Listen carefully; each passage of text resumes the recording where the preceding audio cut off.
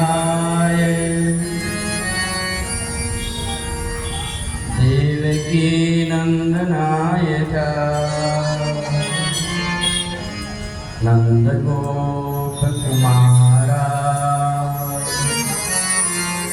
गोविंदाय नमो नमः। जिनकी सेवा भाव से मुग्ध हुए श्री राम, उन पवन पुत्र हनुमान को बारंबार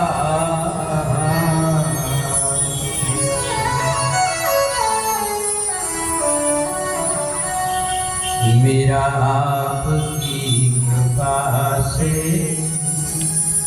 सब काम हो रहा।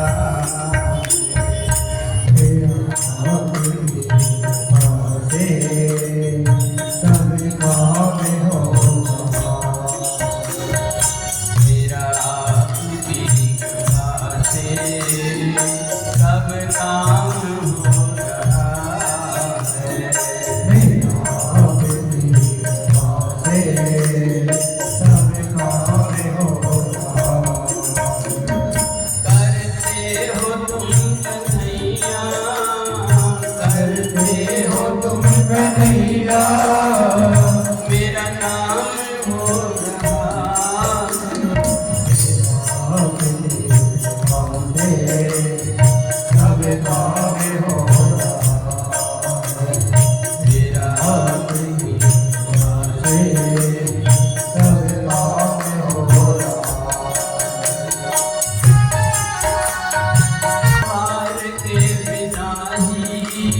मेरी नाम चल रही है, पतवार के बिना ही मेरी नाम चल रही है। हैरान है जमाना, मंजिल भी मिल रही है।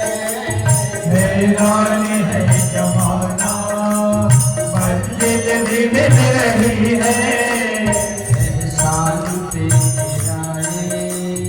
एहसान हो रहा है।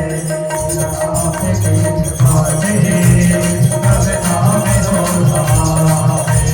करते हो तुम कन्हैया, करते हो तुम कन्हैया, मेरा नाम हो रहा है। मेरा आपकी कृपा से सच्चिदानंद भगवान की जय हो।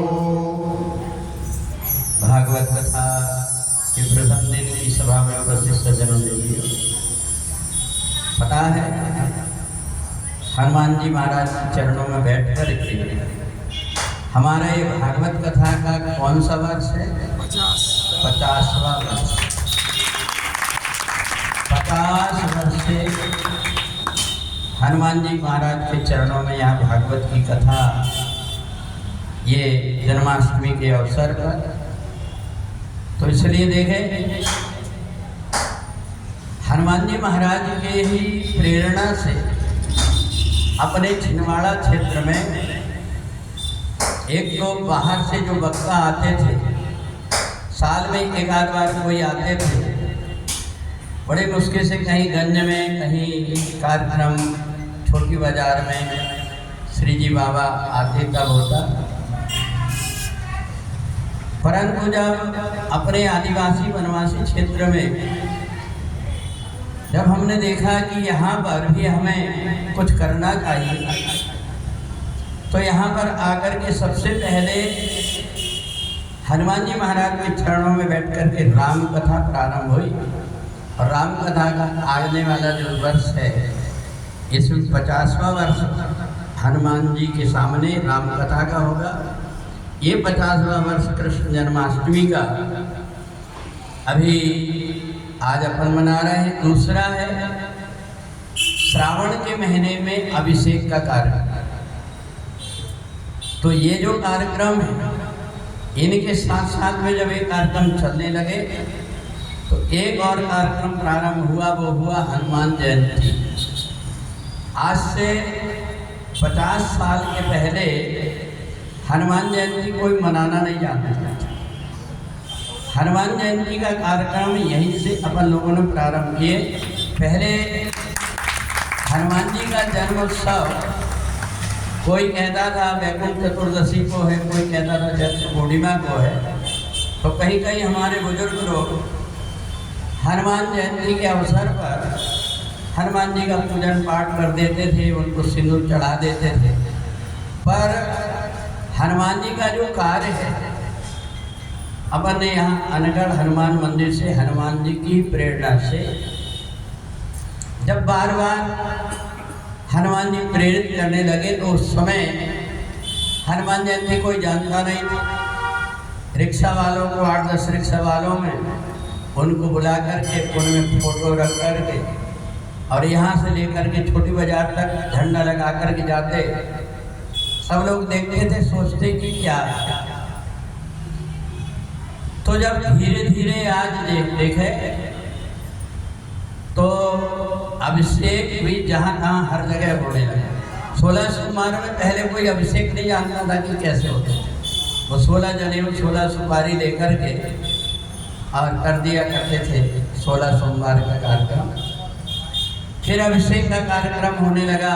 हनुमान जयंती का तो ऐसा भव्य कार्यक्रम होने लगा जैसा कि आसपास राम जी का भी जन्मोत्सव नहीं मनता, उतना गली गली में अब हनुमान जी का बनने लगा।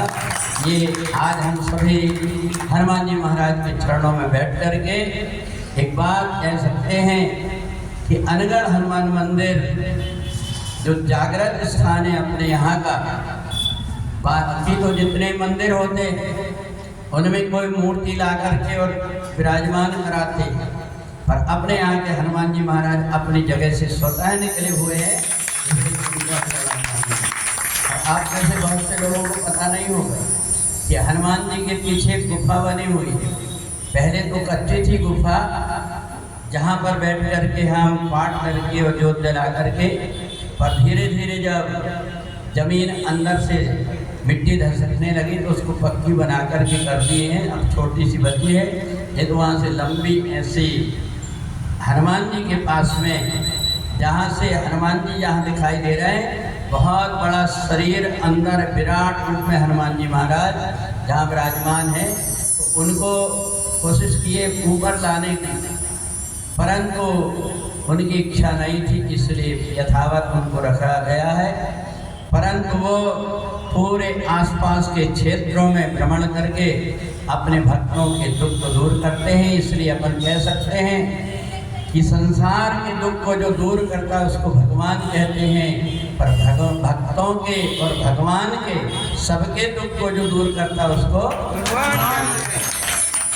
जय हो सदा तुम्हारी हनुमान राम रसिया, जय हो सदा तुम्हारी हनुमान राम रसिया, जय हो सदा तुम्हारी हनुमान राम रसिया, जय हो सदा तुम्हारी हनुमान राम रसिया, हनुमान राम रसिया, हनुमान राम रसिया, हनुमान राम रसिया, हनुमान राम रसिया, जय हो सदा तुम्हारी हनुमान राम रसिया, जय हो सदा तुम्हारी हनुमान राम रसिया, जिसने तुम्हें पुकारा तुमने दिया सहारा, जिसने तुम्हें पुकारा तुमने दिया सहारा, हम हैं शरण तुम्हारे हनुमान राम रसिया, हम हैं शरण तुम्हारी हनुमान राम रसिया, जय हो सदा तुम्हारी हनुमान राम रसिया, जय हो सदा तुम्हारी हनुमान राम रसिया। बोलिए हनुमान जी महाराज की जय। अब हम 50वें वर्ष की भागवत कथा में प्रवेश करते हैं। आपको पता है कि भागवत कथा में 18,000 श्लोक हैं, 335 अध्याय हैं। इनको 12 अलग अलग स्कंदों में बांटा गया। जैसे रामायण में कांड है ऐसे भागवत में क्या है? स्कंद है। भागवत जी में स्कंद है, गीता जी में अध्याय है और रामायण जी में कांड। तो इसलिए शिव पुराण में इसी प्रकार से संहिता के रूप में कहा गया है, अलग अलग ढंग से। तो ये जो भागवत की कथा है, ये सारे वेद शास्त्रों का सार, पर ये सार हर कोई वक्ता वहाँ तक पहुँच नहीं पाता, क्योंकि भागवत जी में सूत्र दिया हुआ है कि जो व्यक्ति भागवत की कथा बोलता है, जो भागवत का वक्ता होता है, भगवान पहले उसके अंदर कैमरा लगा करके देखते हैं कि ये कथा भक्तों को भक्ति प्रदान हो, भक्ति मिले, इसके लिए कह रहा है कि मेरे को पैसा मिले, इसके लिए कह रहा है। तो सबसे पहले जब वक्ता बैठता है तो जैसे कैमरा वाले आते हैं तो पहले कैमरा चलता है वक्ता के ऊपर, और जब वक्ता का कैमरा में भगवान देख लेते हैं कि ये केवल पैसे के लिए कथा कर रहा है, तो भगवान वहाँ से उठ करके चले जाते हैं। और इसलिए देखना, जितनी सत्यनारायण की कथा पहले नहीं होती थी, उतनी राम कथा, भागवत कथा हो रही आज, परंतु समाज की दुर्दशा देखो कितनी हो रही है। क्यों हो रहा है? वक्ता को अपने को बहुत ज्ञान देते, मोह माया से दूर रहो, मोह माया में मत पड़ो, लोभ लालच क्या लेकर के जाओगे, सब कहते हैं, और आखिरी में बटोर करके वक्ता ही रखता है। एक जगह पर एक वक्ता कथा करने के लिए जब बैठे, बड़ी सरस और बड़ी सुंदर कथा कहें, जब करुण रस की कथा कहें तो भक्तों की आंख से आंसू बहने लगे।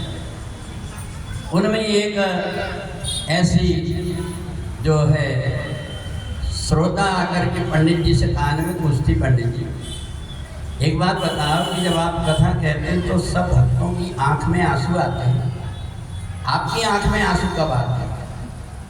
तो उन्होंने कहा, बेटी मेरी आंख में आंसू तो तब आते जब आरती के पैसे गिनता, सिक्का ही सिक्का, कहीं नोट का तो पता ही नहीं रहता, तब मेरी आंख में आंसू आते। तो इसलिए देखो, जहाँ हम बैठे हुए हैं वहाँ एक कैमरा के साथ में एक कैमरा और चल रहा है। मेरे मालिक के दरबार में सारी दुनिया का खाता है, मेरे मालिक के दरबार में सारी दुनिया का खाता है, मेरे मालिक के दरबार में सारी दुनिया का खाता है, मेरे मालिक के दरबार में सारी दुनिया का खाता है।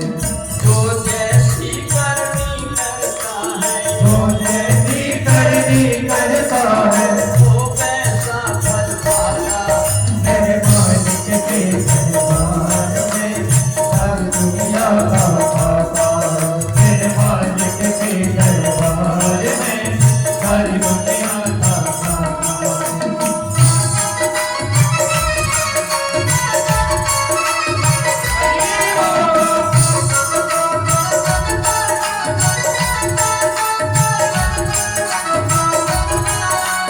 साधु क्या संत गृहस्थी, क्या राजा क्या रानी, क्या साधु क्या संत गृहस्थी, क्या राजा क्या रानी, मेरे मालिक की पुस्तक लिखी सबकी कर्म कहानी, मेरे मालिक की पुस्तक लिखी सबकी कर्म कहानी, वही सभी के जमा खर्च का, वही सभी के जमा खर्च का, वही हिसाब बताता, मेरे मालिक के दरबार में सारी दुनिया का खाता, मेरे मालिक के करता है इंसाफ सभी का, वो आसन पे जगते, करता है इंसाफ सभी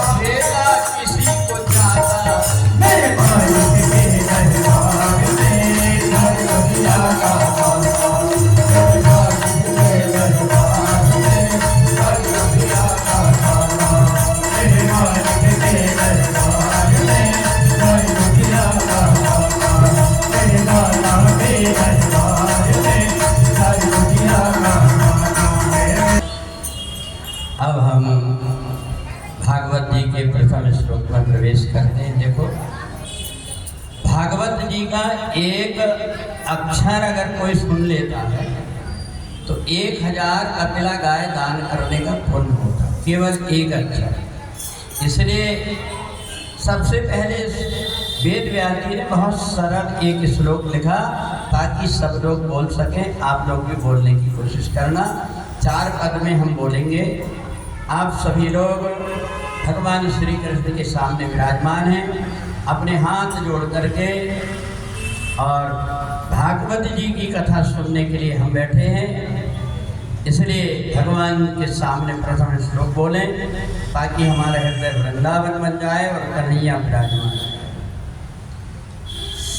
सच्चिदानंद रूपाय सच्चिदानंद रूपाय विश्व उत्पत्त्यादि हेतवे विश्व उत्पत्त्यादि हेतवे तापत्रय विनाशाय तापत्रय विनाशाय श्री कृष्णाय वयं नमः। श्री कृष्णाय वयं नमः। श्री कृष्णाय वयं नमः। श्री कृष्णाय वयं नमः। श्री कृष्णाय वयं नमः। श्री कृष्णाय वयं नमः। पहले के पदों में थोड़ी बहुत कमी रह गई हो तो आपने 3 बार श्री कृष्णाय वयं नमः कहकर प्रणाम कर लिया। भगवान का एक स्वभाव है, प्रभु चित्त रहते न चूक किए। हमसे जो कुछ गलती रहती है ये परमात्मा कभी नहीं देखते। परमात्मा ये देखते हैं कि हमारे अंदर अच्छाई क्या है। हम इंसान में और परमात्मा में ये अंतर है। दूसरा आदमी देखता है कि इसमें कमी क्या है और वो दूसरी जगह में बोलती बंद कर देता है कि मत बताओ ज़्यादा, हम सब जानते हैं। वो कमी देखते रहता है, पर परमात्मा का एक स्वभाव है, परमात्मा सबके अंदर की अच्छाई देखते हैं। इसको तुलसीदास जी ने बड़े अच्छे शब्दों में कहा, प्रभु चित रहत न चूक किए।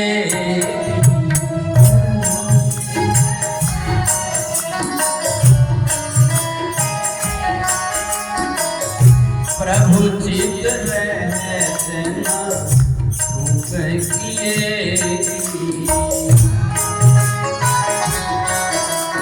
सदा सय पार हिए।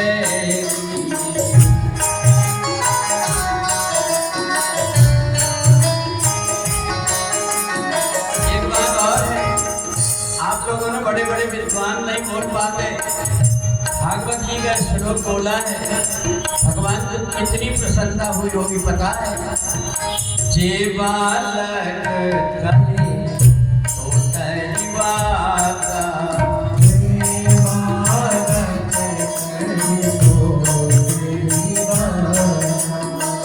सुनाई मुदित मन पिता और माता।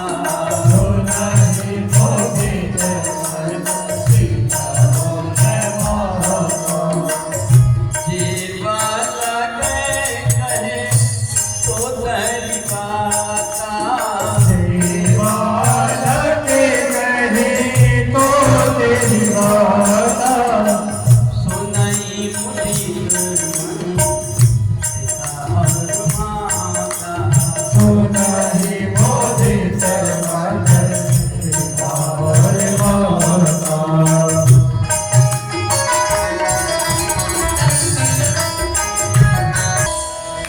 आपने जो भागवत जी का श्लोक बोलने की कोशिश की तो आप बहुत अच्छे से जानते हैं कि छोटा बालक जब तोतली भाषा में मम्मी बोलता है तो माँ को कितनी खुशी होती है, एकदम से गले लगा देती है। ऐसे ही भगवान भी जब कोई भक्त भागवत जी का श्लोक बोलने की कोशिश करता है तो भगवान को भी ऐसा लगता है कि मैं गले लगा लूँ इसे। तो इसलिए सच्चिदानंद रूपाय विश्व उत्पत्त्यादि हेतु। भागवत जी में कहा है कि भगवान के 3 रूप है, सत चित और आनंद। ये 3 रूप परमात्मा के। परमात्मा सत्य स्वरूप है, चैतन्य है, और जो परमात्मा की भक्ति करता है उसको आनंद की प्राप्ति होती है। कितना भी तुम धन जोड़ करके रख लो, पर जब तक कि बुद्धि पवित्र नहीं होगी तब तक कि वो सारा धन बेकार हो जाएगा। धन किसके पास नहीं, कितना भी धन जोड़ करके रख लो, कोई आदमी को आपने सोना चांदी खाते नहीं देखा होगा, दाल रोटी खाते। और जो ज़्यादा जोड़ करके रख लेता है उसको तो डॉक्टर ये भी कहता है कि बिल्कुल घी खाना मत, हार्ट अटैक आ जाएगा। इसलिए जोड़ जोड़ करके कितना भी रख लो, पर जीवन में आनंद तब आता है जबकि हमारी बुद्धि पवित्र। और बुद्धि जब पवित्र हो जाती है तो मनुष्य अच्छी सोच वाला हो जाता है, उसकी सोच बदल जाती है। और इसलिए हमारी सोच बदले, इसलिए अपने जीवन में 3 चीज़ आना चाहिए: भक्ति, ज्ञान और वैराग्य। तो जैसे आप लोग बैठे हैं ऐसे ही नैमिषारण्य क्षेत्र में 88,000 महात्मा सूत जी से पूछते, गुरुदेव ये घोरे कलौ प्राय जीवश्चासुरतां गता। हे गुरुदेव, ये कलयुग है, मन बड़ा मैला हो गया, इसलिए ऐसा कोई उपाय बताइए जिससे कि ये मन पवित्र हो। का भागवत जी की कथा जो जीवन में एक बार सुन लेता है उसका हृदय वृंदावन बन जाता है और फिर उसको इधर उधर भटकना नहीं पड़ता, ना तो जन्म और मरण के चक्कर में जाना। और एक बात और, भागवत जी 3 चीज देती है: भक्ति, ज्ञान, विरागत्व। विवेको वर्धते महान, माया मोह निरासस्य वैष्णवी क्रियते कथा। ये जो भागवत जी की कथा के आप देखें, भागवत में 4 अक्षर, भा से भक्ति, गा से ज्ञान, बा से वैराग और ता से तप। हजारों वर्ष जो तपस्या करते थे महात्मा लोग, उनको जितना पुण्य मिलता था उतना पुण्य केवल एक दिन भागवत की कथा में आकर के थोड़ी देर बैठने से ही होता है, इतना पुण्य होता है। और इसलिए आज बताया आपको, आज किसी का हैप्पी बर्थडे, किसका बताया? भगवान कृष्ण के बड़े भैया का, बलराम जी का। इसलिए अपन लोग आज के दिन से ही कन्हैया की कथा शुरू करते हैं हर वर्ष, ताकि दोनों भाइयों में से किसी को बुरा ना लगे। इसलिए जब हम लोग यहाँ पर जैसे बैठे, ऐसे सूत जी को बड़ी दया आई, वाह तुमने कितनी अच्छी बात पूछा है। अगर मन को पवित्र करना है तो एक ही उपाय है और वो है श्री भागवत जी की कथा। तो ये भागवत जी की कथा का इतना महत्व क्या होगी? ब्रह्मा जी की भी बुद्धि एक बार खराब हो गई। ब्रह्मा जी ने सोचा इतने वेद है, शास्त्र, पुराण है, भागवत जी को तखड़ी में रख करके तौलने लगे, देखने लगे कि भागवत जी में क्या बात है कि इनकी इतनी बड़ाई। तो जैसे तौलने लगे तो सरस्वती ने देखा एक पलड़े में सारे वेदों को रखे, एक में भागवत, और जो किए सरस्वती चुपचाप देख रहे। बोले क्या कर रहे हैं? बोले भी भागवत जी को तौल रहा था, ये तो इतनी भारी चारों वेदों से। बात क्या, सरस्वती ने तुम्हारी बुद्धि चार मुँह है ना, इसलिए तुमको समझ में नहीं आता। मैं बताती हूँ, ये भागवत जी जो है केवल पुस्तक नहीं है, भगवान श्री कृष्ण का ये वाङ्मय शरीर। इस समय पर भगवान स्वधाम को जाने लगे, भगवान के रूप को देख करके सारे लोग सोचने लगे कि भगवान ये शरीर को करेंगे क्या, इतना सुंदर रूप है इनका। तो भगवान ने आकाश से कहा कि मेरे को अपने में समा लो। हाथ जोड़ के खड़ा हो गया, मैं नहीं कर सकता, इतना सुंदर रूप है, मैं आपको छिपा नहीं सकता। अग्नि से भगवान ने कहा, अग्नि ने मना कर दी, वायु ने मना कर दी, जल ने मना कर दिया, क्योंकि जल में तो भगवान राम चले गए थे साकेत, जल ने भी मना कर दिया, पृथ्वी ने भी मना कर दिया। उस समय भगवान को बड़ी चिंता हुई, ये शरीर को मैं कहाँ करूँ, कोई भी मेरे शरीर को लेना नहीं चाहता और मेरे को अब तो लीला पूरी हो गई, अब जाना है मेरे को अपने धाम। उस समय नारद जी ने कहा मैं एक बात बताऊं। भगवान ने कहा बताइए। कहा आप एक काम करिए कि आप इस शरीर को तरल बना दीजिए और मैं इस दोने में रख कर के किसी महात्मा को दे दूंगा तो आपका ये शरीर अमर हो जाए। भगवान तुरंत पानी बन गए और तुरंत नारद जी ने एक दोना में लेकर के वेद व्यास जी को दे दिया और वेद व्यास जी ने उसी जल से 18,000 के श्लोक बना करके भगवान श्री कृष्ण का शरीर। ये जो भागवत जी आपने लेकर के सिर पे रख करके आ गए हैं आप लेकर के, ये भागवत जी केवल पुराण नहीं है बल्कि भगवान शरीर का वांगमय शरीर है। तो इसलिए ये जो भागवत जी की कथा है, ये भागवत जी की कथा वेद व्यास जी ने लिखा। सबसे पहले भगवान शंकर ने देखा ये कथा, उनकी आंख से आंसू बंद ना हो। भगवान श्री कृष्ण ने पहले कहा मेरा चरित्र नहीं लिखूंगा, पहले मैं अपने भक्तों का चरित्र लिखूंगा। इसलिए 10 स्कंद तक, 12 स्कंद जो हैं तो 10 स्कंद में केवल भक्तों के ही चरित्र हैं। 9वें स्कंद में सबसे पहले देखा कि अब में पूरा होने लगा तो राम जी का चरित्र उसमें आया, नहीं तो पूरा के पूरा चरित्र भक्तों का। इसके बाद 10वें स्कंद के 3रे अध्याय से भगवान कृष्ण के जन्म की कथा प्रारंभ। पहले भक्तों का चरित्र है। भगवान ने भक्तों को इतना महत्व दिया कि अगर भक्त नहीं होंगे तो मैं कहाँ से होऊंगा, इसलिए भगवान ने पहले भक्त को महत्व दिया। तो जब भगवान शंकर की आंख में आंसू आने लगे, पार्वती ने कही क्या बात है? बोले देखो मेरे परमात्मा का स्वभाव को देखो, कोमल चितयति दीन दयाला, कोमल चितयति दीन दयाला, कोमल चितयति दीन दयाला, कोमल चितयति दीन दयाला, कारण बिन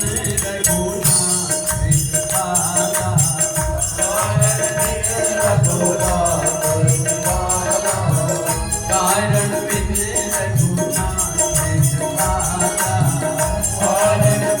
रघुनाथ पाला। भगवान शंकर को पार्वती जी ने कहा कि देखो परमात्मा की जितने भी जीवात्मा हैं ये सब उनके तो अंश हैं और इसलिए परमात्मा का अंश ही रूप में तो है, इसलिए तो भगवान ने इनको इतना महत्व दिया है।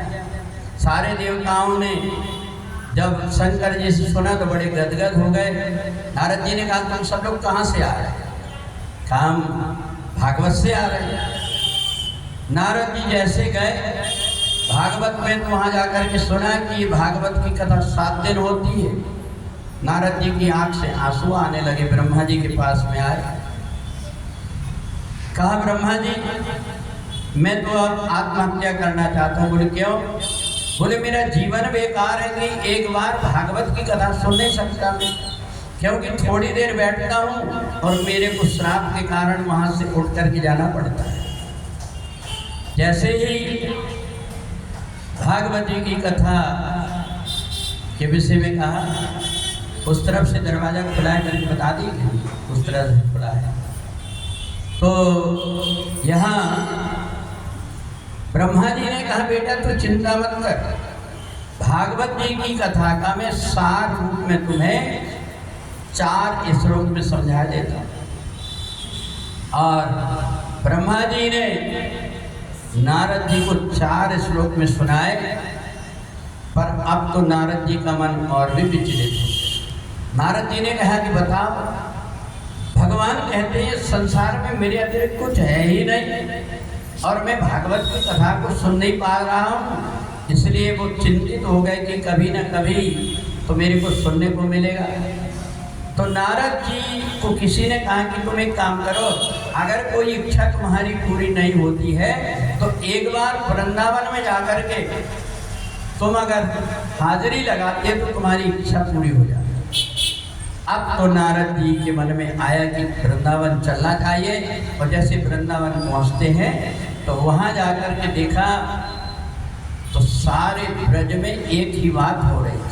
सारे जितने स्त्री पुरुष है उसके मुख से एक ही बात निकल रही थी, जय राधे जय राधे राधे, जय राधे जय श्री राधे, जय राधे जय राधे, जय राधे जय श्री राधे, जय राधे जय राधे राधे, जय राधे जय श्री राधे, राधे जय राधे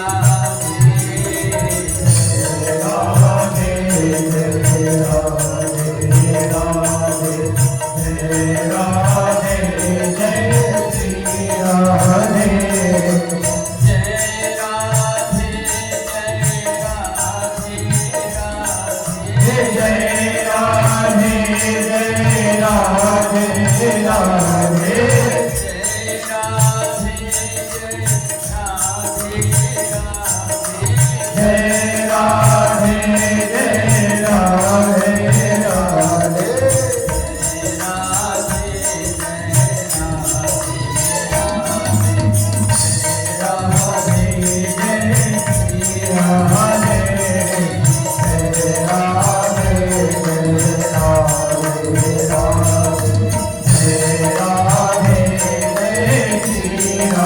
राधे राधे, जय राधे जय राधे राधे, जय राधे जय राधे नारद जी को बड़ा अच्छा लगा।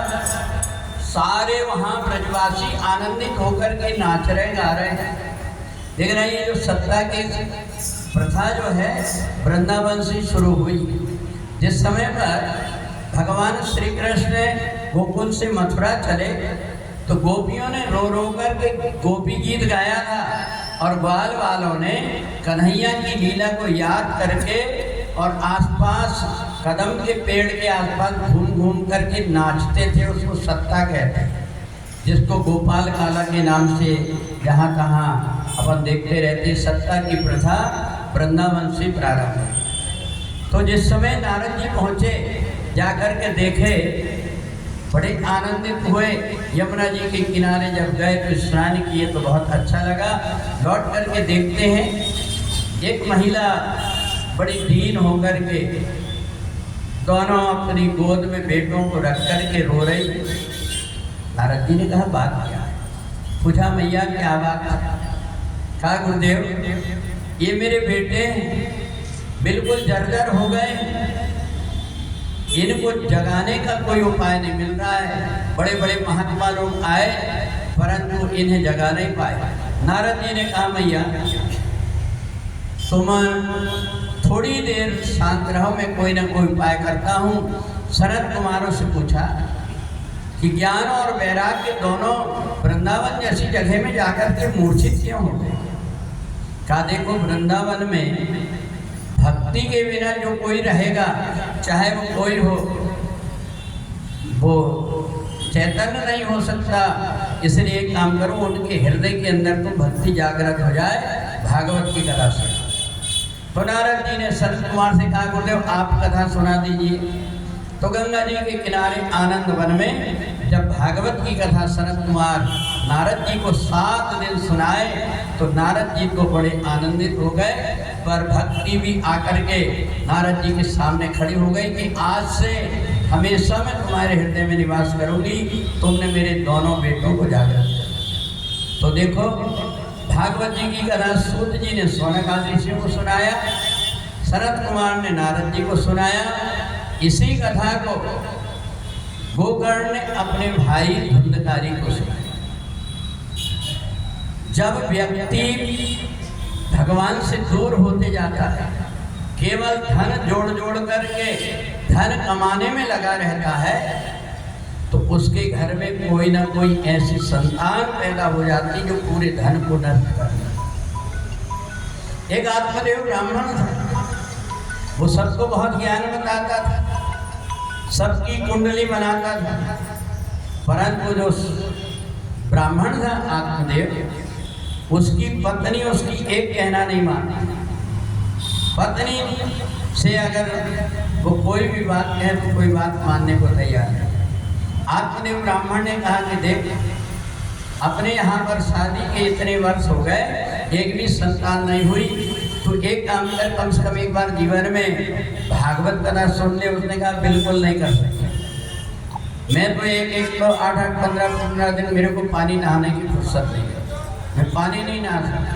सुबह से सबसे पहले उठ करके मेरे को खाने के लिए होना, इसलिए मैं कोई कथा आता नहीं सकता। अब आत्मदेव ब्राह्मण बड़े दुखी कि बताओ, मैं घर में पूजन पाठ करता हूँ, मेरे घर में पूरी आसुरी वृत्ति पड़ी हुई। उन्हें एक महात्मा जी के पास में गए, महात्मा जी आप ऐसा कुछ कर दीजिए कि हमारे यहाँ संतान हो जाए, कम से कम जवाबदारी आएगी तो मेरी पत्नी कम से कम मेरी बात को सुनने लगी।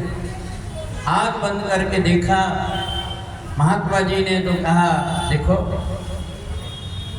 तुम्हारी जो शादी हुई है, ये शादी तुम्हारी पहले जन्म से संबंधित है। बोले कैसे? बोले पहले जन्म में जो तुम्हारी पत्नी थी वो थी गधी और तुम थी कौआ। एक बार मिट्टी ढोते ढोते और ये गधी की पीठ में हो गया फोड़ा, और ये जब बाहर निकले तो तुम कौआ बन करके चोंच मारते थे, और चोंच मार करके मांस निकालते थे। इसलिए डर के कारण वो बाहर नहीं निकलती थी और भूखी प्यासी मर गई। इस जन्म में जाकर के बदला लेने के लिए तुम्हारी पत्नी बनी, और जैसे तुम उसको टेसते थे वैसे वो चोंच मारते थे, वैसे अब उसकी चोंच चलती थी। अब तो एक उपाय है, मैं ये फल देता हूँ, अगर तुम्हारी पत्नी उसको खा लेगी तो संतान हो जाएगी, वैसी 7 जन्म तक तुम्हारी कोई संतान का सुख लिखा ही नहीं भगवान ने तुम्हारे, क्योंकि तुमने भी एक गलती किया है। एक तुरंत की जनी हुई गाय थी, पानी पीने के लिए आई, तुमने जोर से डंडा मार दिया, वो उसके प्राण निकल गए। उन्हें श्राप दिया है 7 जन्म तक तुम्हारी कोई संतान नहीं। आत्मदेव ब्राह्मण ने कहा महात्मा जी, मैंने ऐसा सुना संत महापुरुष कर्तुम अकर्तुम अन्यथा कर्तुम की शक्ति होती है। आप मेरे लिए जो कुछ कहेंगे मैं करने को तैयार। कर लो, ये फल ले जाकर के पत्नी को देना और कहना सूर्य उदय के पहले उठ करके ओम नमो भगवते वासुदेवाय का 5 बार पाठ करके ये फल को खा ले। डरते डरते गए, जाकर के बताया, उन्हें कहा खबरदार, सूर्योदय के पहले उठने की बात मत करना, 9 बजे के पहले में उठ नहीं सकते, और ये फल तुम खा लो, मेरे को नहीं खाना है। अपनी बहन से पूछी कि क्या करूं, तो बहन ने और बरगला दी, तो मोटी डांटी, अगर तूने फल खाई और कुछ रह गया, बच्चा अगर आड़ा हो गया तो तू पहले मर जाएगी, बच्चा होगा कि नहीं होगा। तो उनने अपनी बहन से कही क्या करूं? बोले तू एक काम कर, मेरा जो बेटा होने वाला है उसको तू ले लेना और तू ये झंझट में मत। तो उसने ली धुंधली ने और वो फल को फेंक दी गौशाला। गाय ने खा गई और गाय को हो गई गर्भवती। इनने अपने पति से कहा कि देखो जी, जो महात्मा जी ने तुम्हें फल दिया था वो मेरे सपने में आए। उनने कहा कि देखो, जब तक ये संतान ना हो जाए तुम ये यहाँ ससुराल में मत रहो, मायके में रहे। मैं अपनी बहन के यहाँ जा रहा था, और बहन को जब बेटा हुआ तो उन्हें बता दी पंडित जी से कि ये बेटा हुआ है। बड़े ढोल बाजा से पंडित जी ने लेकर के जब आए, सारे गांव के लोग इकट्ठे हो गए, देखे कि चलो पंडित जी क्या है, इतने दिनों के बाद संतान हुई। अब इधर पंडित जी सोचने लगे कि बेटे का नाम क्या रखूं। उन्हें सोचा मेरा नाम आत्मदेव है, बेटे का नाम परमात्मदेव रख लेता। उन्हें कहा कि अपने बेटे का नाम परमात्मदेव रख लेते। पत्नी ने कहा खबरदार, तुम्हारे नाम से मिलता जुलता नहीं होगा, मेरे नाम से मिलता। तो पंडित जी ने कहा तुम्हारे नाम से। बोले ठीक है, तुम्हारा नाम धुंधली है, इसलिए बेटे का नाम धुंधकारी। अब जब धुंधकारी नाम रख दिए, इतने में आवाज आई पंडित जी देखो तो गाय के कोठा में एक बालक हुआ है। जो जाकर के देखा तो जो गाय ने फल खाई थी उससे एक बालक हुआ जो पूरा मनुष्य जैसा था, पर कान उसके गाय जैसे थे। इसका नाम धुंधकारी और उसका नाम गोकर्ण। बोलिए कृष्ण कन्हैया लाल की जय हो। हमको वैकुंठ बुला दे, ओ कन्हैया बांसुरी बाजे। हमको वैकुंठ बुला दे, ओ कन्हैया बांसुरी बाजे।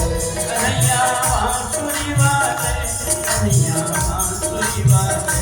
कन्हैया बांसुरी बाजे, कन्हैया बांसुरी बाजे।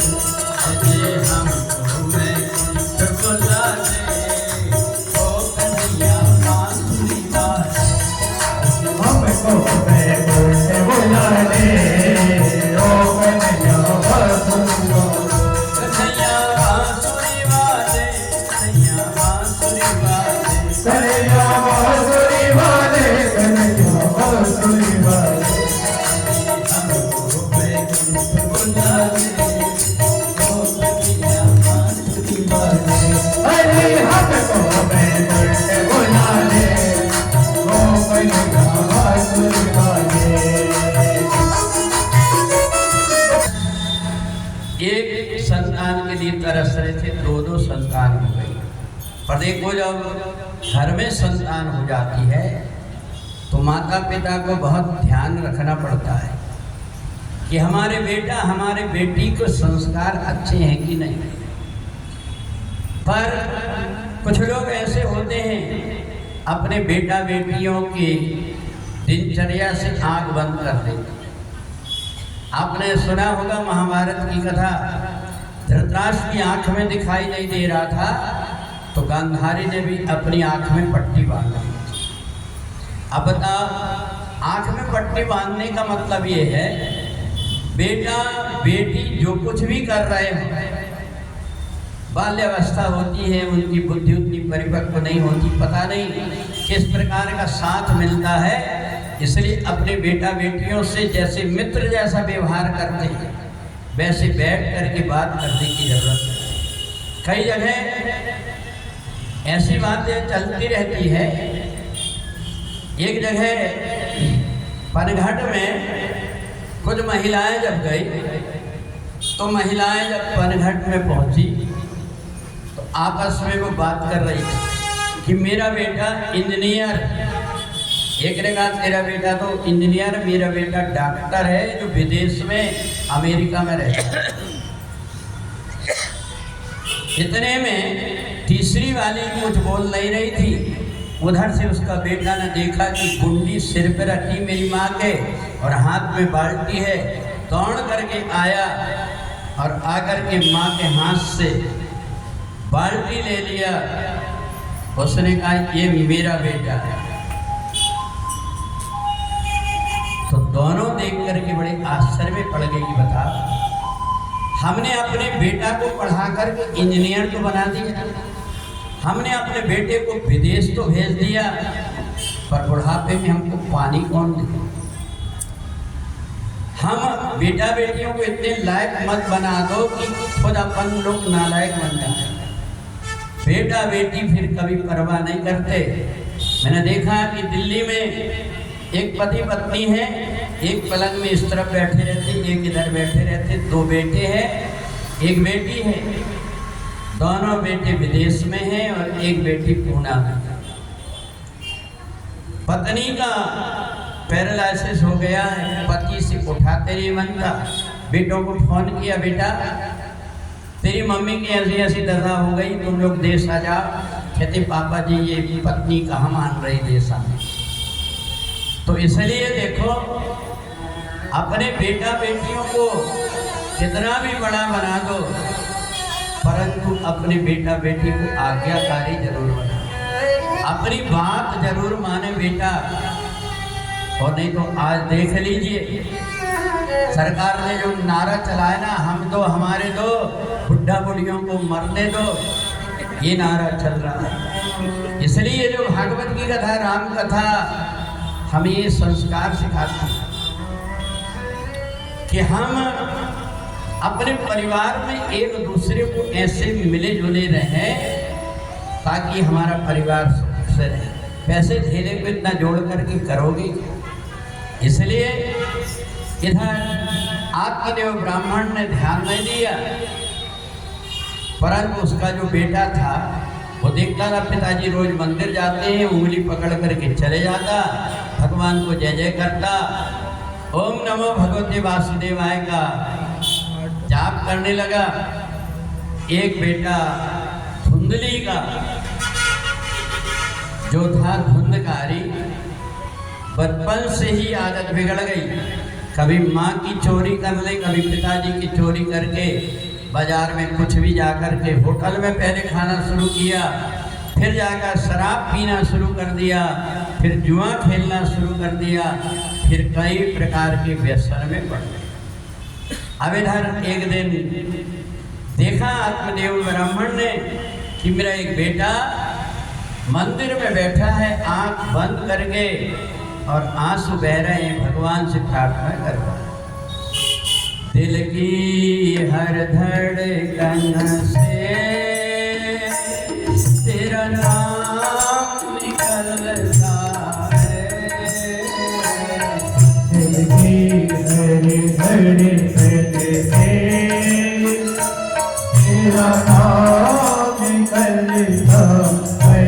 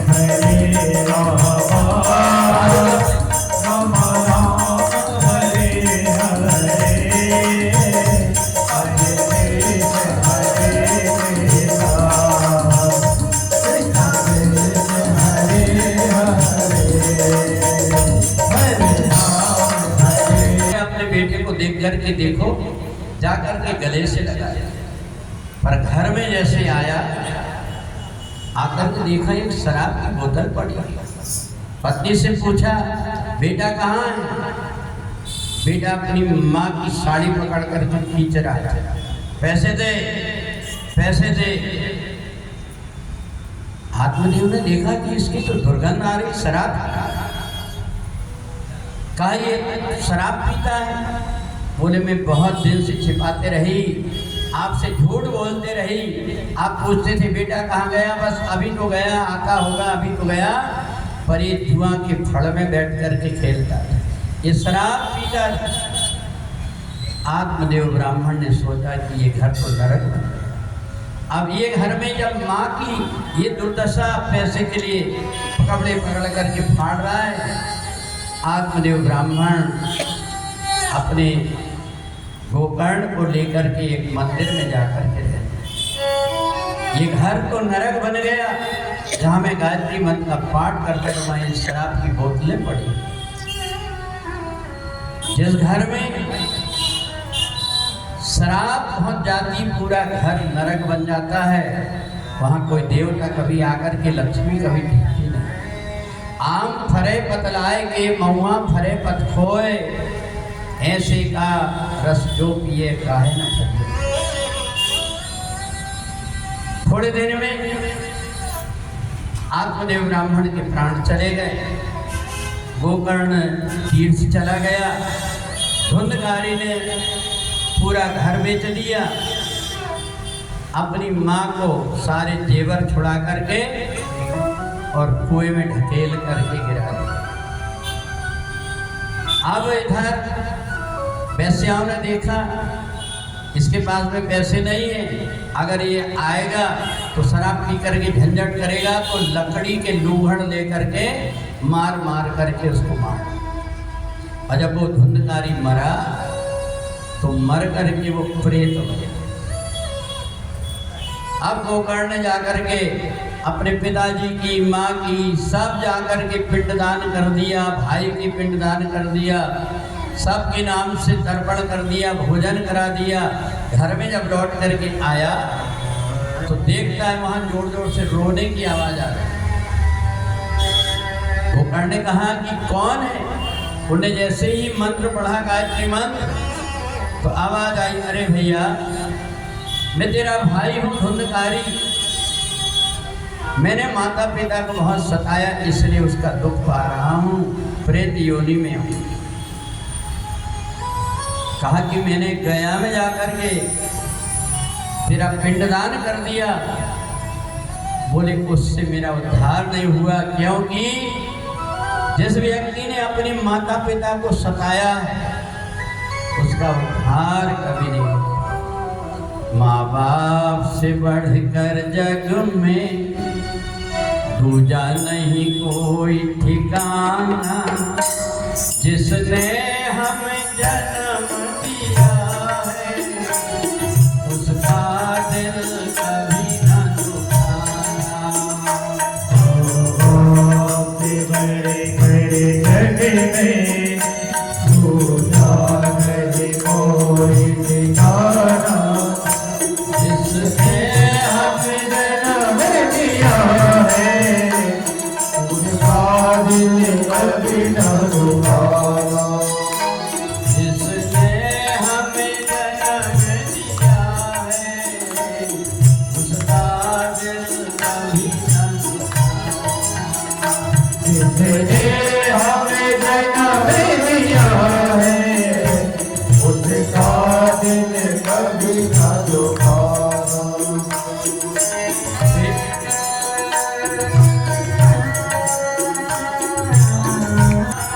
अपने माँ बाप के कर्जे से कभी उलट नहीं हो सकता।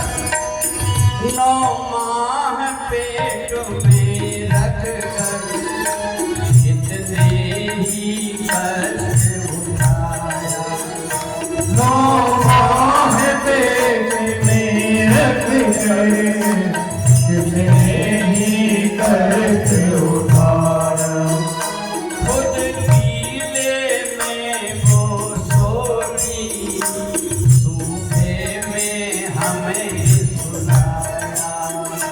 खुद कीले में वो सोती, सूखे में हमें सुनाया।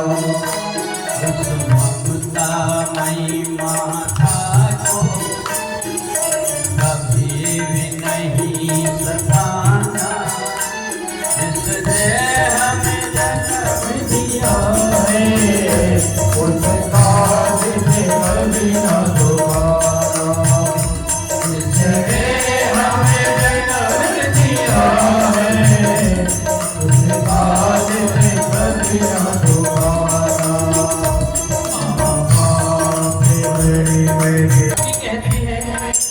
अजी रोज रोज क्यों काम में भागते हो? देखो तो तुम्हारी दशा, तबीयत खराब है, तुम्हारा शरीर दुबला हो गया। पिता कहता अरे पगली तेरे को पता है मेरा बेटा बाहर पढ़ रहा है, उसको फीस लगती होगी, क्या खाएगा पिएगा? थोड़े दिन की तो बात है, मेरे बेटा अच्छा योग बन जाएगा। इतने प्रकार की तकलीफ माता पिता अपने बेटों के लिए उठा कर योग बनाते, परंतु जो माता पिता को सताता है वो कितना भी पूजा पाठ कर ले उसका उद्धार नहीं होता। इसलिए धुंधकारी ने कहा भैया मेरे लिए कोई ऐसा उपाय करो। गोकर्ण ने कहा कि चिंता मत करो, मैं भगवान सूर्य से पूछता हूँ। भगवान सूर्य से पूछा, उन्हें कहा एक काम करो, तुम उन्हें एक बार भागवत की कथा सुना। भागवत की कथा का गोकर्ण ने घर में आयोजन किया। एक बांस में आकर के धुंधकारी बैठ गया। 7वें दिन में जब भागवत का समापन हुआ, हाथ जोड़ करके गोकर्ण खड़ा हो गया। ये काली काली छाया दिखाई दे रही है, ये कौन मेरे सामने क्यों नहीं आती? जैसे ही बांस में से काली काली छाया आई, चतुर्भुज रूप में जब देखा उसने, ये तो मेरा भाई धुंधकारी। कहा गोकर्ण तेरी कृपा से आज मेरा उद्धार हो गया, अब मैं भगवान के धाम को जा रहा हूं। कोई पापी से पापी व्यक्ति भी हो, अगर भागवत की कथा सुन लेता है या हम भागवत की कथा का थोड़ा सा पुण्य उसको दे देते हैं तो उसका भी उद्धार हो जाता है। ऐसी ये भागवत जी की धुंधकारी का उद्धार हो गया। अब महात्मा के अंतिम अध्याय में भागवत कथा सुनने की विधि बताई गई कि भागवत की जो कथा है वो 7 दिन इसलिए सुनी जाती है कि अपनी मौत ये 7 दिन में से कोई दिन होगी। जैसे आज हमारी कथा शुरू हुई गुरुवार से, तो गुरुवार शुक्रवार शनिवार इतवार सोमवार मंगल बुध, ये 7 दिन अपन कथा सुनेंगे। इन 7 दिनों में से जब कभी भी हमारी मौत होगी, सबसे पहले भागवत जी की कथा का पुण्य लिखा रहता है, और जैसे ही धर्मराज देखता है उस जीवात्मा को प्रणाम करके उसको परमात्मा के धाम को भेज देता है। इसलिए 7 दिन भागवत की कथा। दूसरी बात, भागवत की कथा में बहुत ज़्यादा प्रपंच की आवश्यकता नहीं होती। भागवत जी की कथा में मन लगे, इतनी ज़्यादा व्यवस्थाई में मत फंस जाओ कि तुम्हारा मन कथा में ना लगे, आने जाने वालों की चाय पान और उसी में लगे रहो। भागवत जी की कथा के पहले व्यवस्था कर दिए, इसके बाद में अपने घर की शादी ब्याह बेटा बेटी की नहीं है।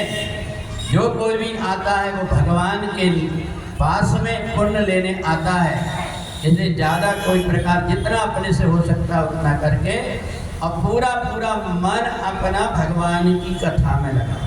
और नहीं तो क्या होता है कि व्यक्ति इतना व्यस्त हो जाता है, रात में नींद नहीं आती और कथा में जब बैठता है तो ऊँघता है। इसलिए ज़्यादा इधर उधर ना हो करके 7 दिन जीवन में तो समय बड़ी मुश्किल से मिलता है, हर बार नहीं मिलता, इसलिए अपना मन कथा में ज़्यादा लगा। और कथा का हमारा ऐसा लंबा ऐसा समय नहीं रहता कि आदमी परेशान हो जाए। एक घड़ी आधी से भी आध, जिससे कि व्यक्ति अपने घर का काम धंधा भी समय पर कर ले। और इसलिए कथा में जितनी देर बैठे मन कथा में लग जाए, ऐसी कथा सुने। बहुत से लोग कहते हैं कि कथा में उपवास रहना चाहिए। सुखदेव जी ने कहा नहीं, जो व्यक्ति उपवास रहता है वो सबसे पहले खाने का कोई ना कोई इंतजाम बना लेता है। अगर अपने को हर जट में उपास रहना है तो और कुछ नहीं खा सकते तो पसई के चावल खाओ, पर खाओ जरूर। खाने का इंतजाम पहले बना देते हैं। और एक बात और देखना, जितना आदमी सामान्य दिन में नहीं खाता उतना तो उपास के दिन कितने प्रकार की चीज़ें खाता है। और कोई कहता, कोई काम कहता तो उनको शर्म नहीं आती, दिन भर का उपास।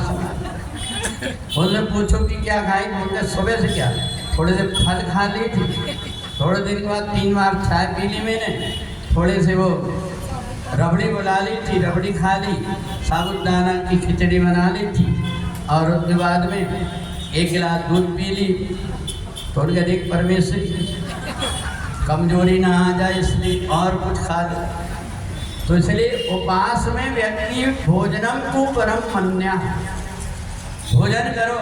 कैसे भोजन करो? सुबह पूजन करके भगवान को भोग लगा दो और फिर इतना खाना खाओ कि तुम्हें आलसी ना।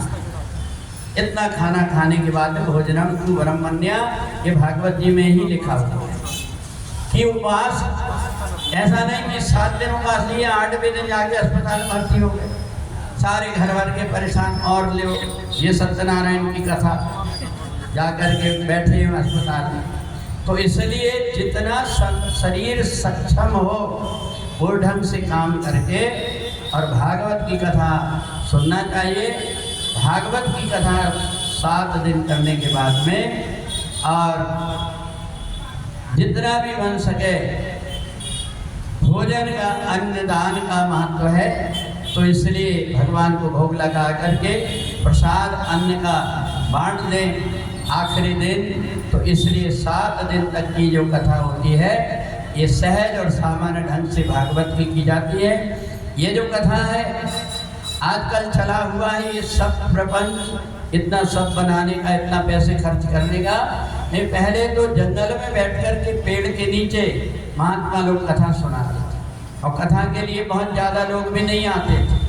कथा में शंकर जी बैठे हैं तो किसको सुना रहे हैं?